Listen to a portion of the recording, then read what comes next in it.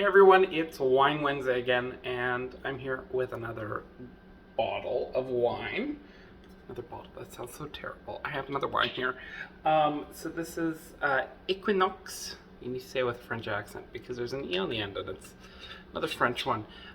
Equinoxe Crozes-Hermitage. So that is from the Rhone. It says right here, red Rhone wine, which is really nice for my studying.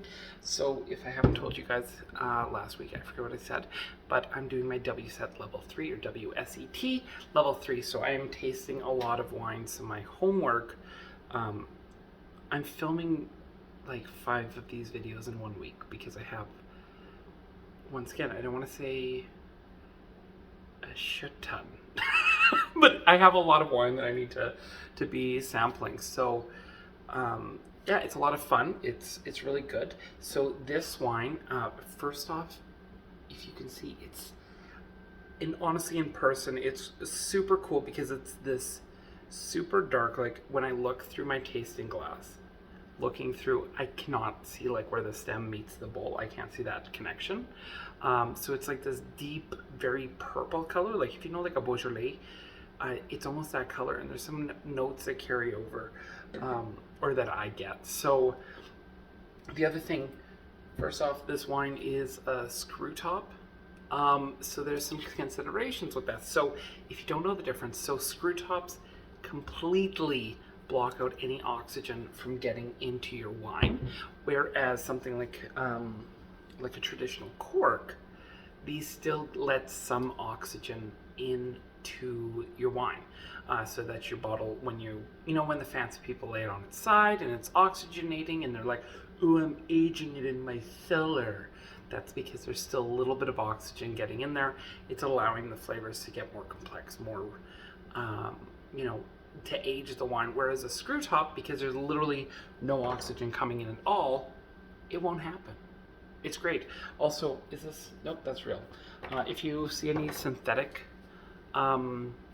corks, I would not recommend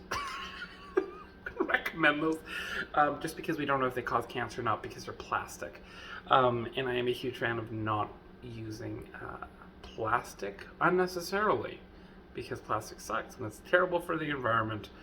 But anyways, it's not plastic use with Kelly, it's drinking with Kelly. So let's talk about this. So when I opened up my screw top on my screw top bottle, the first thing, like I had it like way down here on my chest, opening it up, bam, the smell is so strong from this wine, like such a pronounced nose on it, and it's this really beautiful, it has a lot of black fruits, a lot of violet and blossom and all these wonderful floral notes. It's a really big smelling wine.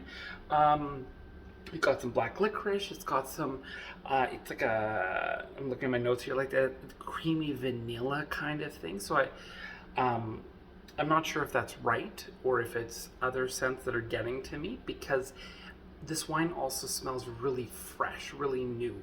The fruits, there's a little bit of jamminess that I kind of get, but not overly. So it still feels like a really new wine, which is a lot of fun. It's really cool. And then when you're tasting it, it's not very sweet. It's dry. It's medium high acidity. Like it is quite acidic. The main thing with this wine is it is. Let me just double check. It's oh, that's weird. So on the front of the bottle it says 12.5% alcohol content, but then on the back of the bottle, by the import label, it says 14.1% alcohol. So I don't know who's telling the truth. That's problematic. And I just noticed that, but I do think it has a high level of alcohol, because like I always do that thing where I kind of take a little bit and bring in water to aerate it, and then I see, does the alcohol burn my throat? And this one, it really was. It was really burny, which is good, but just keep that in mind that it's an alcoholic wine. Overall, those same kind of tastes, like it's really bold in the mouth, so you get those same tastes of fruit and those floral notes. Like, it's a really nice big wine. However, the flavor doesn't really last that long, which is one of the main detractions from this wine, I think. It would be nice if the flavors kind of lasted longer, but shucks. Overall, it's a really fun wine. I think it would go well with something like, not that I'm not supposed to get into food pairing, but you know, with something like a nice pork or something, like a red meat, but you don't want it with like steak or something too rich. But something like a pork, or, you know, maybe even dark bird meat, I think it would go really well with it. Overall, it's a nice wine, but the one of the main downsides to it is it'd be cool to age it a little bit and see where it goes, but it's got a screw top, so you can't, because because there's literally no airflow going in there. You could age this for 1,000 years and it will not change, because, well, unless the screw top. Anyways, that's a metaphor. Metaphor? Is that a metaphor? Someone that's an English nerd, please comment below if I've got that right. If I'm making that comparison an exaggeration, what that writing word is called, I forget it at the moment, but I digress. It's a good wine. It's a good wine. No, it's a really cool one. It's a good wine. Not a great. Well, if you like it, you might call it great. I don't call it great. I just think it's like, it's pretty cool. It's fun. It's nifty. I feel at some point I'm going to need to make like a scale of where I like these wines, but for the meantime, you just get to hear me try to refer to them. Anyways, I will see you guys next week for another Wine Wednesday, where I will drink another bottle of wine. Well, no, I'll sample the wine and then I'll drink it afterwards.